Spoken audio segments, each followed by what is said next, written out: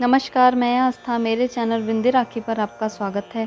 आज मैं आपको इस वीडियो में करवा चौथ की दूसरी कथा सुनाने जा रही हूँ। पहली कथा मैंने पहले एक वीडियो बना के सुनाई है, ऊपर आई बटन में वीडियो है, आप सुन लीजिएगा। वह कथा भगवान कृष्ण ने सुनाई थी द्रौपदी को और भगवान शिव ने माता पार्वती को। तो चलिए अब हम दूसरी कथा सुनते हैं।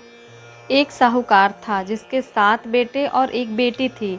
सातों भाई बहन एक साथ बैठकर भोजन करते थे। एक दिन कार्तिक की चौथ का व्रत आया तो भाई बोला कि बहन आओ भोजन करें। बहन बोली कि आज करवा चौथ का व्रत है, चांद उगने पर ही खाऊंगी। तब भाइयों ने सोचा कि चांद उगने तक बहन भूखी रहेगी। तो एक भाई ने दिया जलाया, दूसरे भाई ने छलनी से उसे चांद की तरह दिखाया और कहा बहन चलो अर्घ दे लो। तब बहन बोली अपनी भाभीियों से, भाभीियों चलो चांद निकल आया है, अर्घ दे लिया जाए। तब भाभीियों ने बोला तुम्हारा चांद उगा होगा, हमारा चांद तो रात को उगेगा। बहन ने तब अकेले ही अर्घ दे दिया और खाने लगी। तो पहले ग्रास में बाल आया, दूसरे ग्रास में कंकड़ आया, तीसरा ग्रास मुंह की ओर किया तो उसके ससुराल से संदेश आया कि उसका पति बहुत बीमार है, जल्दी भेजो। माँ ने जब लड़की को विदा किया तो कहा कि रास्ते में जो भी मिले उसके पांव लगना, उसके पांव छूना और सुहाग का आशीर्वाद दे तो पल्ले में गांठ लगाकर उसे कुछ रुपए देना। बहन जब भाइयों से विदा हुई तो रास्ते में जो भी मिला उसने यही आशीर्वाद दिया कि तुम 7 भाइयों की बहन हो, तुम्हारे भाई सुखी रहें और तुम उनका सुख देखो। सुहाग का आशीर्वाद किसी ने नहीं दिया। जब वह ससुराल पहुंची तो दरवाजे पर उसकी ननद खड़ी थी। वह उसके पांव लगी तो उसने कहा कि सुहागिन रहो, सपूती हो। तो उसने यह सुनकर पल्ले में गांठ बांधी और ननद को सोने का सिक्का दिया।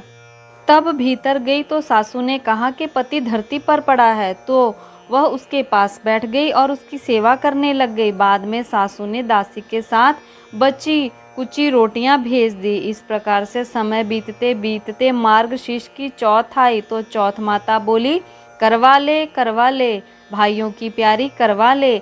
लेकिन जब उसे चौथ माता दिखाई नहीं दी तो वह बोली हे माता, आपने मुझे उजाड़ा तो आप ही मेरा उद्धार करेंगी, आपको मेरा सुहाग देना पड़ेगा। तब चौथ माता ने बताया कि पोष की चौथ आएगी, वह मेरे से भी बड़ी है, उसे ही सब कहना, वही तुम्हारा सुहाग वापस देगी। पौष की चौथ आकर चली गई, माघ की भी चली गई, फागुन की भी आकर चली गई, चैत्र वैशाख ज्येष्ठ आषाढ़ और सावन भादों की भी सभी चौथ आई और यही कहकर चली गई कि आगे आने वाली चौथ को कहना। असौज की चौथ आई तो उसने बताया कि तुम पर कार्तिक की चौथ नाराज है, उसी ने तुम्हारा सुहाग लिया है, वह वापस कर सकती है, वह आएगी तो पांव पकड़कर विनती करना। यह बात कहकर वह भी चली गई। जब कार्तिक की चौथ आई तो वह गुस्से में बोली भाइयों की प्यारी करवा ले, दिन में चांद उगानी करवा ले, व्रत अखंडित करने वाली करवा ले, भूखी करवा ले।